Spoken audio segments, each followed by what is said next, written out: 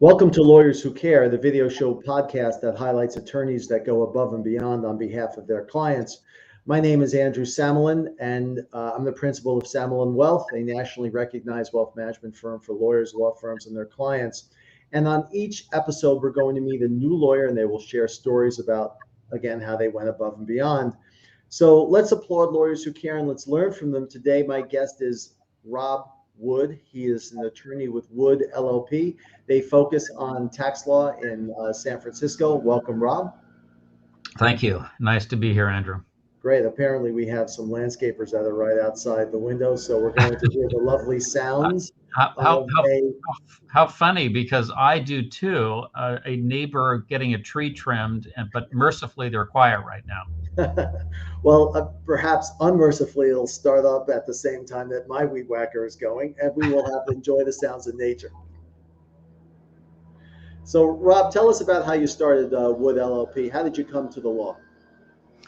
So we're a small firm, tax lawyers only, 8 lawyers, although we are always busy. It'd be nice to have more. Only tax law, tax advice, tax disputes, tax litigation, tax opinions on a nationwide basis. I was an English major and then went to law school, sort of not knowing what lawyers did.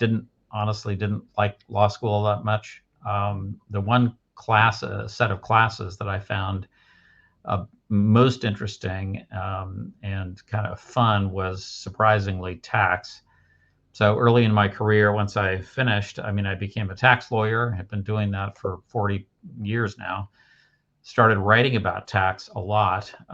It's now written 30 books about tax and hundreds and thousands, I guess, of articles. It's kind of one of those topics that, because of all the nooks and crannies, it's kind of endless, and I still enjoy it. It's like a puzzle, it sounds to me. It is, I guess you could say. Yeah, it is. Mm-hmm. And so this podcast is about attorneys who go above and beyond legal counsel for the benefit of their clients. So I'm wondering, do you have a story that you might think is appropriate for our viewers today? Sure, and I know it's not exactly your format. It's a little hard. Well, it's very hard, maybe even impossible to pick one. Mm-hmm. But I'd like to focus, or at least tell the story of one particular area of the tax law that I guess I'm personally most known for, and that is a large chunk of our practice for me and the other tax lawyers. Every year, we represent hundreds of plaintiffs in lawsuits, and they all have unique tax problems. They typically have faced a long, difficult, emotional, expensive road with lawyers in the courts, and then they finally are getting to the end, and usually getting less money than they had hoped that they would get out of a lawsuit. And so the question for us and what we address is it all taxable? Can some of it be tax-free? If it's taxable, is it ordinary income, capital gain? And I guess I would say here for you and your audience is perhaps the biggest shocker. Is the gross amount taxed? That is including all the legal fees? Or is only the net amount after legal fees taxed? And amazingly, our tax system now sometimes says that the gross amount is taxed. That is, that you can't deduct legal fees. So every plaintiff finds that counterintuitive. I think most anybody finds it, odd and unfair. So part of it is, getting that and hopefully a much better result. So sort of you name it, whether it's employment disputes, wildfire lawsuits, investment losses, founder lawsuits. Every plaintiff wants to get and keep more out of a legal settlement, and to keep the IRS away. So the common thread, and again, hundreds of cases every year, is to try to do that to maximize the amount that they get to keep. And are these clients sometimes successful in that pursuit, or do you find that the limit is the limit irrespective of the tax outcome? No, it's surprise. I mean, yes, I'd say the overwhelming majority are successful, and it's and part of it, I think, is kind of getting involved at the right time. I mean, there's no universal answer. Sometimes we get hired after a settlement, everything's signed, everything's done. Mhm. Maybe the money's been paid, and even the next year before tax time, they start thinking about it. Even then, we can help at optimal time, I guess, to maximize the chance for all of these plaintiffs, which I mean, we can usually do, is kind of at settlement time before a settlement agreement is signed. And it's a bit of a triage, I would say, first, trying to get language in the settlement agreement that is tax friendly, that helps pushing back on defendants directly. With when the defendants are refusing or objecting, trying to get the best sort of 1099 reporting, or even avoid it. And tax language in a settlement agreement is always extremely helpful. It doesn't bind the IRS, so typically our services then would go after the smoke clears.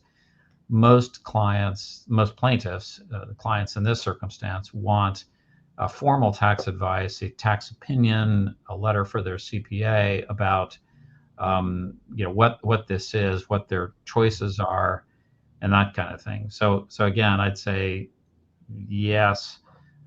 I can't say 100% of the time everybody gets 100% of what they want, but I'd say most people get most of what they want, and that's our job.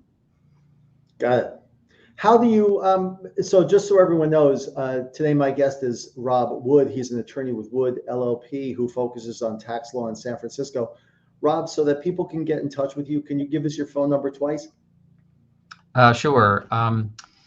The ways to contact me would be by phone. My direct phone line is 415-834-0113. My email address, and I get a lot of email queries by people with tax problems. My email address is wood, WOOD, @woodllp.com. And the website address is www.woodllp.com. How are you able to get Wood LLP? So that's a difficult URL to get. How'd you do that? Oh gosh, I didn't realize that. I guess because it's been a long time. I don't know. I don't think I personally did it, so I can't claim credit. I will say, for anybody who goes to our website, it's pretty funky and antiquated. We are doing a new one. And one of the big issues is I don't know, 4,000 or 5,000, I guess, articles. Some of them are short, on lots of tax topics that I've written, and they're all there. And so migrating those over to a new format has been a bit of a challenge. So that's what we're still doing. But if you go, I think there's a publications page on that website, and there's a search window, and if you typed in tax fraud or emotional distress or structured settlements or intentional infliction of emotional distress, type in kind of all sorts of terms, you get some articles that would pop up, and then you can get them all for free. So it's kind of funky looking currently, but there is a lot of stuff there, and that might help people too. Got it. Well, we learned a lot today, Rob, from you today. So thank you so much. Again, everyone, this has been the Lawyers Who Care video show podcast, where we highlight attorneys who go above and beyond for their clients. And given the thousands of articles that Rob has written, it's clear he does just that. If you're an attorney or know of one that might be appropriate for this, please reach out to us at info@samalinwealth.com. That's info@samalinwealth.com. Rob, I'd like to thank you for joining me today. Thank you, Andrew. It's a pleasure.